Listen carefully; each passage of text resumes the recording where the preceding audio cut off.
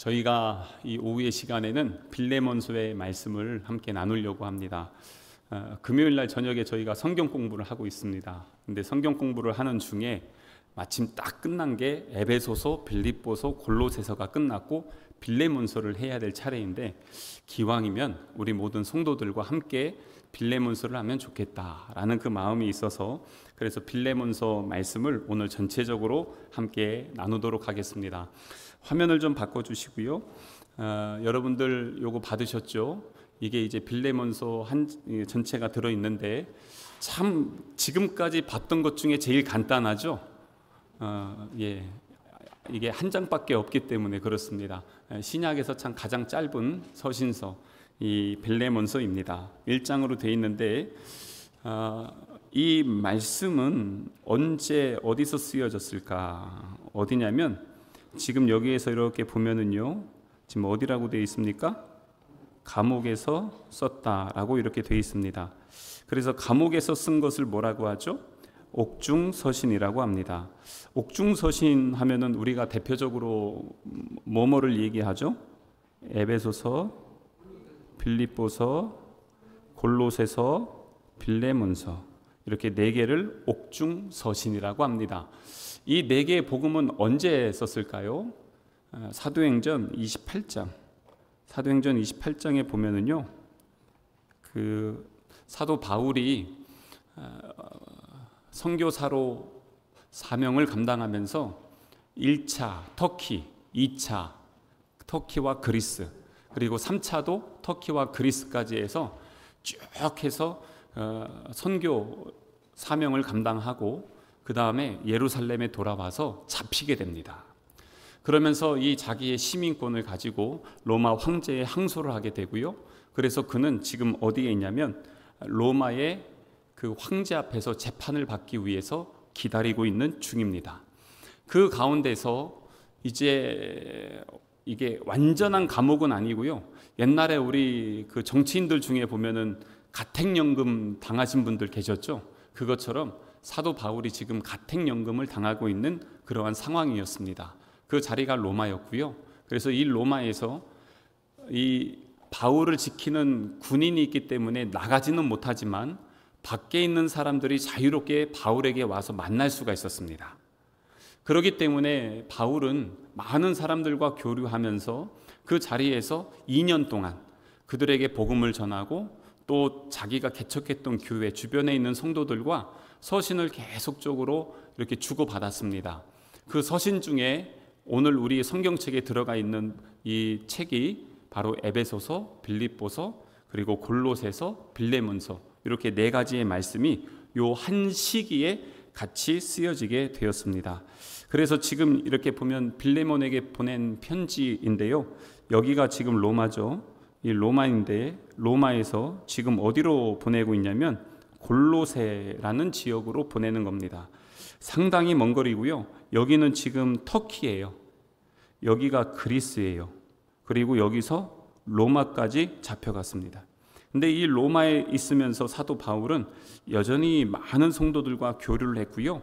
이 중에서 이 편지를 전달한 사람이 누구냐? 바로 이 두기고라는 사람이었습니다. 근데 이 바울이 여기서 편지를 보낼 때 두기고 혼자만 보낸 것이 아니라 오네시모라는 사람을 같이 보내게 됩니다. 누구에게 보냈을까요? 빌레몬이라는 사람에게 보낸 겁니다. 그래서 에베소서, 빌립보서, 골로새서는 다 지명 이름인데 빌레몬서는 사람 이름입니다. 그래서 이 빌레몬, 여기 이게 바울이고요. 참 해결하기 어려운 문제가 하나 있었습니다. 당시의 관습법으로 도저히 풀 수가 없는 그러한 문제. 그렇기 때문에 이걸 어떻게 풀면 좋을까? 자기가 혼자 풀 수 없는 문제였기 때문에 이것을 이 편지와 함께 빌레몬에게 오네시모를 같이 보내게 된 겁니다. 배경은 그렇습니다. 인양반이 사도 바울이거든요. 이 바울이 복음을 증거하다가 이 골로새 지역에서 이 복음을 증거하면서 이제 이 빌레몬이라는 사람이 복음을 듣고 예수님을 만나게 되었습니다. 그리고 나서 이제 그가 그리스도인이 된 다음에 자기 집에 개척을 합니다. 우리 지난번에 강경 가셨었던 분들 기억나시죠? 우리나라 침례교회 첫 번째 교회가 강경에 있습니다. 저희가 그 올라갔던 그 언덕 있었잖아요. 예, 거기에 있었죠. 근데 거기에 무엇이 있었습니까? 그 초가집 같은 거 하나 있었죠. 거기가 바로 이 우리나라 침례교 첫 번째 예배 장소였습니다. 당시에 가정에서 예배 드렸죠. 마찬가지로 여기에서도 이 빌레몬 집에서 그 사도 바울의 동역자였던 에바브라와 함께 이 교회를 개척하게 되었고, 그래서 이 에바브라와 빌레몬이 골로새 교회를 개척을 하게 됩니다. 여기에서 보면은 하나님의 말씀을 나누기도 하고요, 이렇게 서로의 발을 씻겨주기도 하고 자녀들을 키우면서 믿음의 공동체를 함께 세워 나가는 것을 볼 수가 있습니다. 아주 너무 좋았어요. 교회가 은혜롭고요. 그런데 문제가 하나 생겼습니다. 뭐냐면 오네시모는 그 지역에서 유지였습니다. 괜찮게 잘 사는 사람이었는데 이 집에 종이었던 이 오네시모라는 사람이 있습니다. 이 빌레몬이 잘 살고 이 부자인데 오네시모가 어떻게 했냐면 빌레몬에게 상당한 손해를 끼치고 도망가게 됐습니다.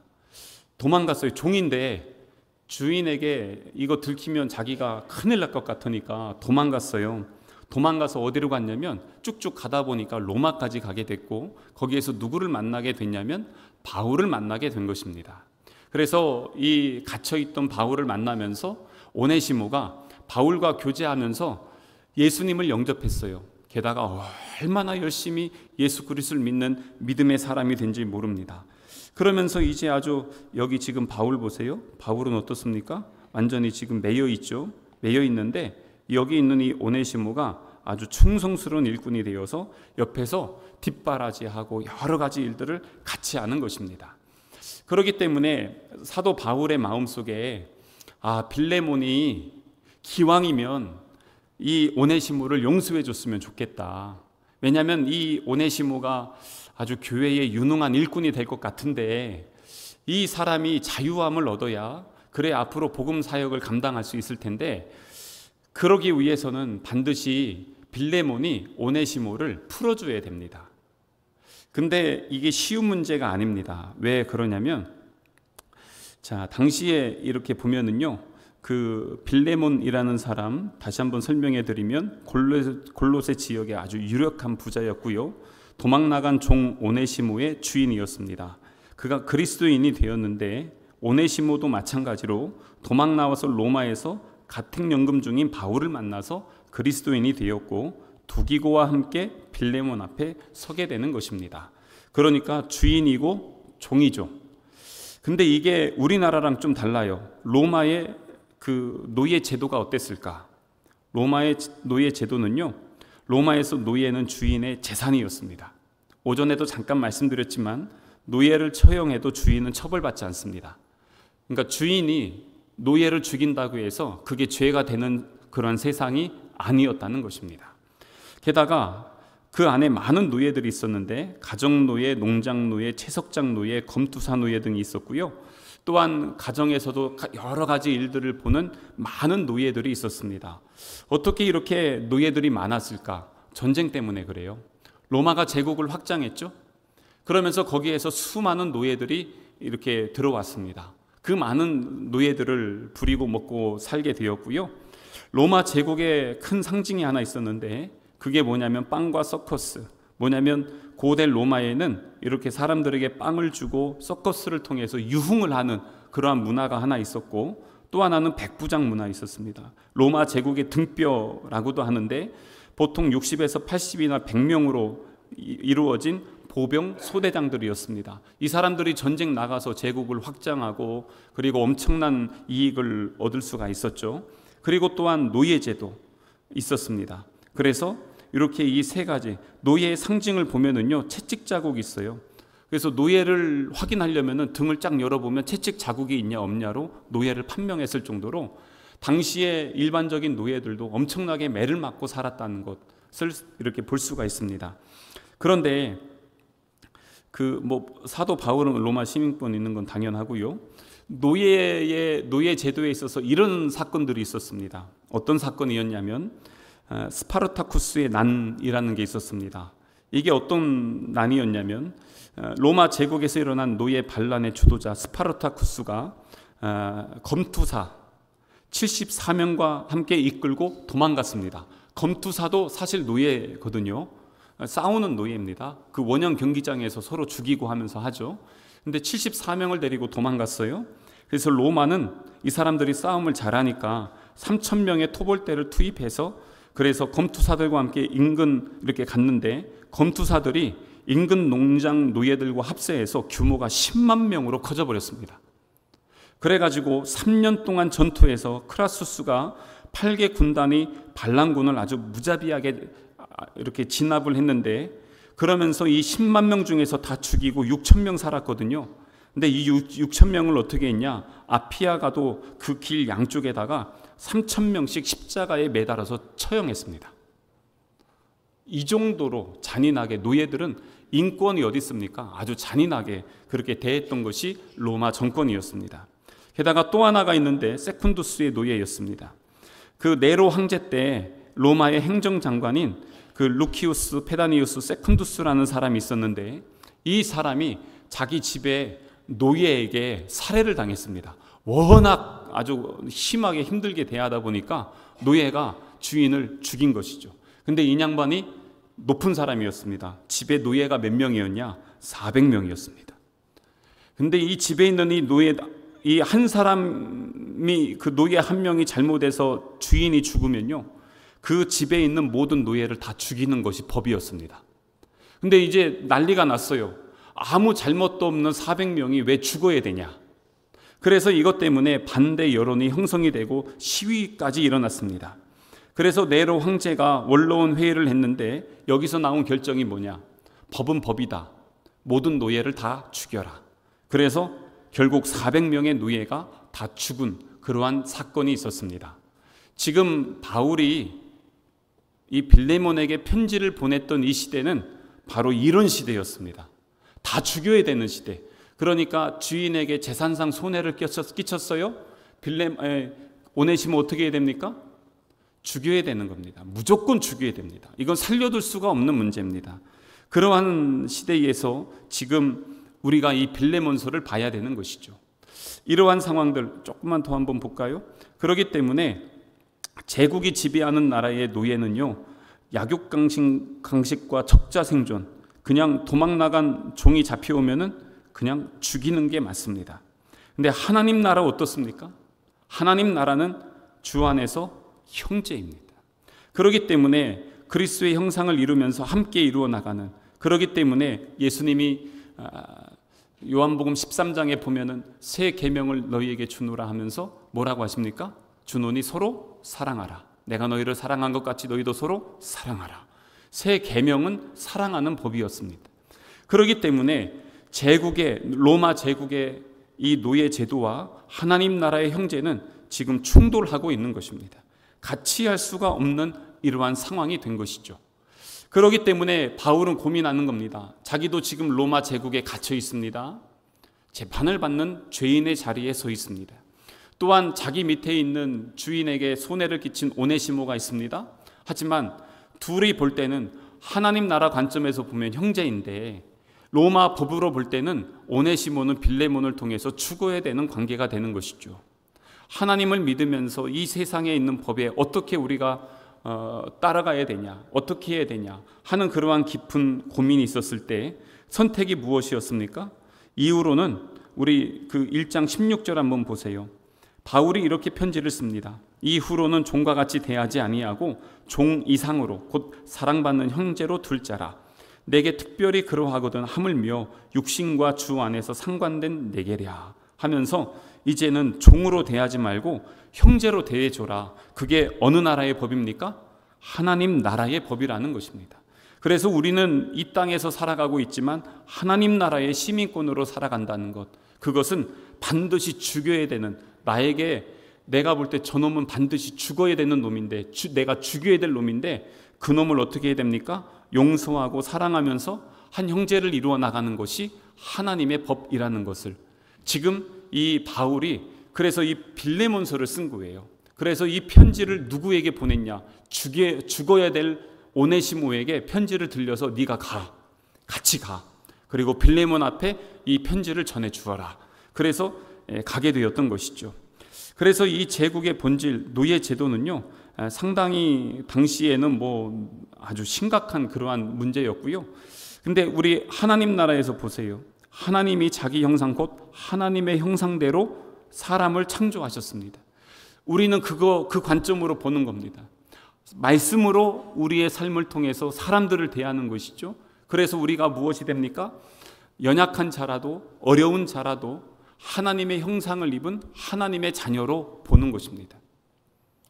그것이 어떤 사람이든 상관이 없는 것입니다. 어린아이든 노인이든 몸이 아프든 장애가 있든 상관이 없이 우리 모두는 주 안에서 한 가족이고 한 형제임을 우리 하나님은 우리에게 분명하게 말씀을 해 주셨던 것입니다.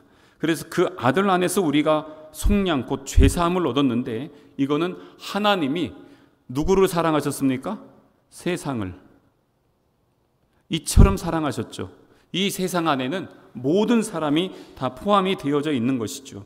그렇기 때문에 이러한 것을 통해서 결국에는 이렇게 바울이 편지를 쓰고요, 빌레몬이 그걸 받고 두기고와 오네시모가 함께 빌레몬에게 가서 서로 용서함을 받고 하나님의 공동체를 이루어 나갔던 것, 그게 바로 이 우리가 오늘 함께 오후에 보는 빌레몬서입니다. 이제 아주 속도가 조금 빨라질 것 같은데요. 그래서 이 빌레몬서를 시작하면서 바울이 이렇게 인사를 합니다. 빌레몬 그대의 사랑과 믿음으로 인해서 하나님 앞에 감사를 합니다. 그리고 또한 그대의 믿음의 교제가 더욱 깊어져서 우리 안에 있는 선한 일을 깨달아 그리스도께 이르기를 기도합니다. 이게 이제 오늘 읽었던 8절에 있는 말씀을 좀 풀어서 6절에 있는 말씀을 이렇게 했는데요. 여기에서 이 교제 있잖아요. 교제. 이 교제가 뭐냐면 헬라어로 코이노니아라고 하거든요. 이게 뭐냐면 나눔도 있고 동참함도 있습니다. 그러니까 뭐냐면 당신이 믿음에 동참했다는 거예요. 믿음의 가족이 되었고 우리가 하나 되지 않았습니까? 그렇기 때문에 이제는 그 예수님의 제자들이 어떻습니까? 예수님의 제자들은 모두 하나님의 사랑과 은혜의 선물을 공유하는 동등한 동역자라는 것입니다.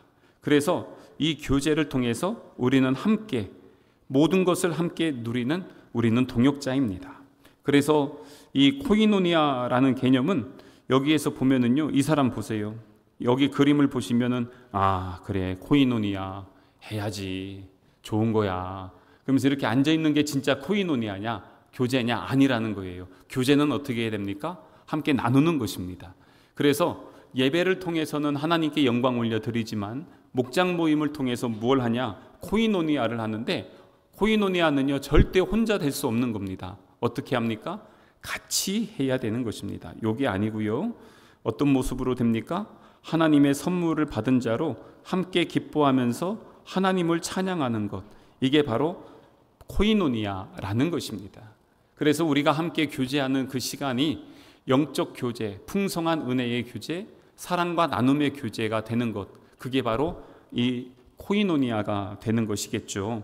그러면서 이제 그 뒤에 보면은 이제 부탁을 합니다. 바울의 부탁인데요. 어떤 부탁이겠습니까?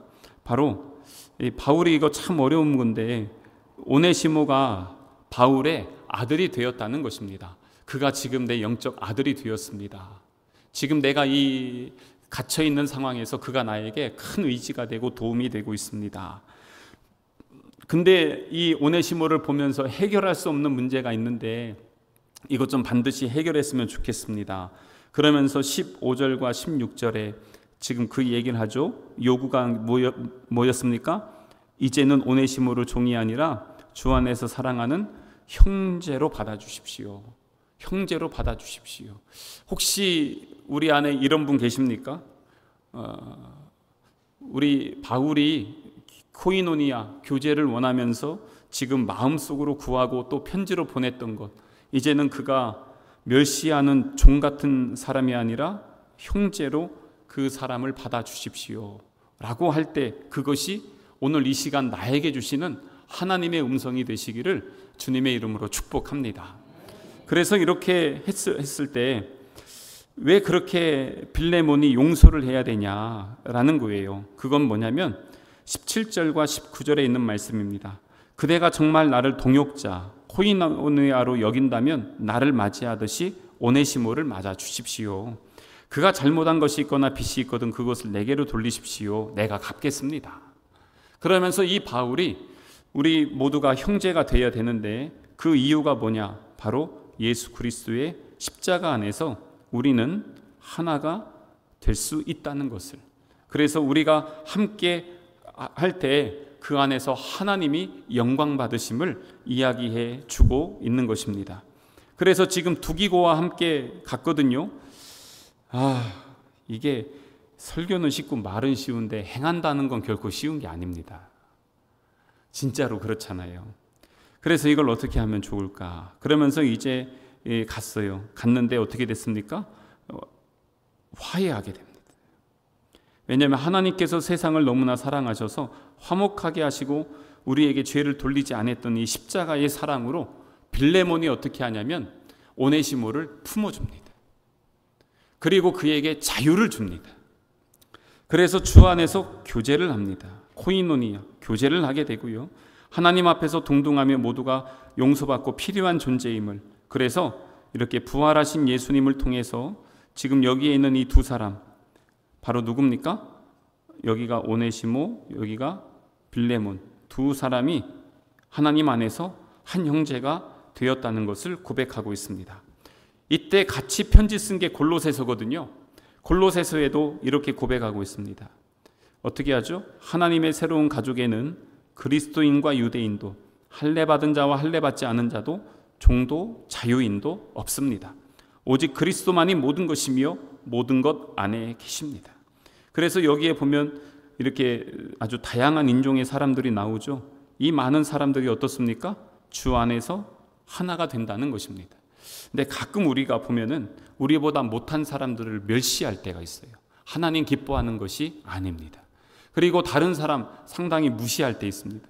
특별히 선교지를 가서 선교지에서 우리보다 가난하고 못 산 사람들 있으면요, 되게 하대하기도 합니다. 사실 아닙니다. 하나님 나라 관점에서 볼 때 그들과 우리가 한 형제이고 한 가족이라는 것을 우리는 잊지 말아야 될 것입니다. 그래서 여기에서 보면은 이 빌레몬서에는요 특징이 있어요. 그게 뭐냐면 이 서신에서는요 예수님의 죽음과 부활이 언급되지 않아요. 다른 데는 계속 나오거든요. 근데 여기에서는 언급하지 않는 이유가 뭐냐? 예수님의 죽음과 부활이 그들의 삶에 그대로 드러나는 것입니다. 그게 바로 무엇입니까? 용서와 사랑이라는 것입니다. 그래서 이 복음의 영향력은 개인적이기도 하지만 동시에 공동체적, 그래서 예수님의 가족은 하나님의 치유와 자비를 공유하는 동등한 동역자들로 이루어진 새 인류라는 것입니다. 이게 바로 하나님 나라인 것입니다. 하나님 나라. 얼마나 좋은 나라입니까? 우리가 지금 그 나라를 누리면서 살아가는 것입니다. 그렇기 때문에 이렇게 편지 쓰면서 이제 이렇게 고백하죠. 그대가 내가 말한 것 이상으로 해준다는 것을 다 압니다. 그러면서 했는데 실제로 어떻게 했을까요? 품어줬죠. 그래서 하나가 되었습니다. 근데 이러한 문제, 제가 예전에도 우리 그 예배 때 한번 말씀드렸는데 우리나라에도 처음에 복음이 들어왔을 때 이것 때문에 참 문제가 심각했습니다. 그 서울에 승동교회라고 있었습니다. 승동교회가 이제 많은 사람들이 모이기 시작했는데 거기에는 양반들도 있고 쌍놈들도 있고 소위 백정들도 있었습니다. 근데 이 백정은 당시에 아주 천대받는 그러한 직업이었죠. 양반들 맨날 고기는 잘 쳐드시면서 백정들은 무시했어요. 그러다 보니까 교회 안에서 이렇게 있는데 문제가 뭐였냐면 백정들이요 믿음이 좋고 너무 열심히 하고 전도도 너무 잘하는 겁니다. 그래서 교회에서 이제 장로 선거를 했습니다. 근데 양반은 장로에서 떨어지고 백정이 장로에 이렇게 선출됐습니다. 그래가지고 양반들이요 집단 이제 항거하게 막 이렇게 항명합니다. 어떻게 하냐면 어떻게 당회를 하는데 백정하고 저런 쌍놈하고 같이 테이블에 앉아서 우리가 회의를 해야 되겠습니까? 그래서 우리 나가겠다고. 그래서 교회가 나갔어요. 그래서 교회가 분리된 그러한 아픔이 있는 역사 우리나라에도 많이 있습니다. 근데 그 김제 있죠. 김제에 보면은요 뭐가 있냐면 그 금산교회라고 있습니다. 여기는 지금도 교회가 있는데 기역자 교회예요. 기역자 교회가 왜 그렇습니까?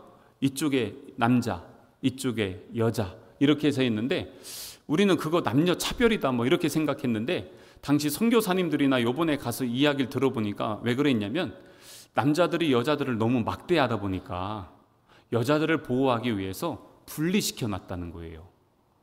그래서 그들을 보호하기 위해서 그런 경우들도 있었다고 합니다. 근데 이 김제 금산교회가요 어떤 시기였냐면 그 교회가 조덕삼이라는 분에 의해서 교회가 세워졌습니다.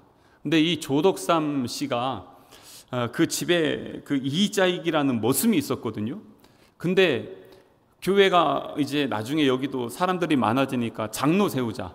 그래서 장로를 세웠는데 여기 마을의 유지이고 그 교회의 터를 세웠던 조덕삼 씨하고 그 집의 종이었던 이자익 씨가 같이 장로 후보로 올라왔어요. 누가 됐을까요?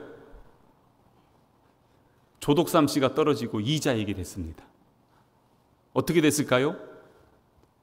우리 조덕삼 씨가 앞에 나와가지고 여러분 우리 이자익 씨는 아주 인품이 좋고 믿음이 좋고 그리고 장래가 유망한 사람입니다. 이분을 이렇게 세웠는데 기왕이면 우리가 신학교로 보내서 신학을 공부할 수 있게끔 해서 우리 교회가 함께 섬겨줍시다. 그렇게 해준 겁니다. 이분이 신학 공부하고 다시 어디로 돌아왔을까요? 여기 금산교회로 왔습니다. 그래서 나중에 어떻게 됐냐면 이 금산교회의 담임 목사가 예전에 머슴이었던 이자익, 그 교회 장로님이 조덕삼 씨, 그렇게 해서 평생 함께 동역했다는 아름다운 이야기가 우리 한국 교회에도 있습니다. 그렇다면 이 빌레몬에서는 어떻게 됐을까요? 빌레몬에서 이 빌레몬이 오네시모를 용서했어요. 용서하고 나서 이제는 믿음의 공동체를 이루어서 정말 열심히 함께 교회를 세워나갔습니다. 결론, 두 사람이 함께 순교를 당합니다. 네로 황제 때. 그런데 그때의 그들의 마지막 직분이 뭐였냐면 이 빌레몬이요 골로새 교회의 담임 목사였습니다. 용서해준 주인인 빌레몬이. 그러면 오네시모는요? 오네시모는 에베소 교회의 담임 목사였습니다. 에베소 교회는요 대단한 교회입니다. 개척자가 누구였습니까? 바울이었고요. 3년 동안 있으면서 복음을 전했던 곳, 선교 역사상 가장 오래 머물렀던 곳. 그래서 두 번째 2대 목회자가 누구였냐? 디모데였습니다. 그래서 디모데 전후서를 쓰면서 그러면서 그에게 편지 보냈던 장소가 에베소 교회였습니다. 세 번째 3대 목회자가 누구였을까요? 예수님의 수제자 사도 요한이었습니다. 어머니 마리아를 모시고 여기 와서 지내면서 여기서 평생 목회를 냈습니다. 그때 썼던 성경 말씀이 요한 1, 2, 3서입니다. 그러니 에베소를 통해서 에베소서 그리고 많은 복음서들이 여기 에베소에서 많이 나왔어요. 그리고 나서 그 다음에 누굽니까? 오네시모가 목회자가 되었고요. 둘이 같은 시기에 같이 함께 순교를 당하게 되었습니다. 근데 이렇게 할 수 있었던 것 무엇이었습니까? 바로 빌레몬의 용서와 사랑이었다는 것입니다.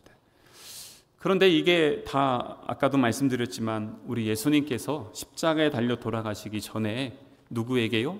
제자들에게 주셨던 말씀이 실제의 삶에서 어떻게 이루어졌는지를 오늘 이 빌레몬서를 통해서 우리에게 보여주고 있는 것입니다. 그러면서 우리 예수님이 그 자리에서 제정한 게 있었죠. 바로 성만찬입니다. 우리가 이 시간에 성만찬을 함께 나눌 텐데 이 성만찬을 통해서 우리에게 용서와 자비를 베풀어 주신 예수 그리스도, 이제는 그것이 우리 마음속에 오늘 이 성만찬을 대하기 전에 내 마음속에 걸림이 되고 아픔이 되고 상처가 되고 그렇게 분열이 되는 그 영혼을 위해서 예수님에게 올려드리고 나에게도 용서의 은혜와 자비의 은혜를 베풀어 주시고 그들에게 흘러가게 해서 주님 하나가 되게 하시고 우리 안에서 거룩한 주님의 몸된 교회를 세워나가는 길로 인도하여 주옵소서 하는 소망을 가지고 우리가 함께 성만찬의 자리에 나아가도록 그렇게 하겠습니다.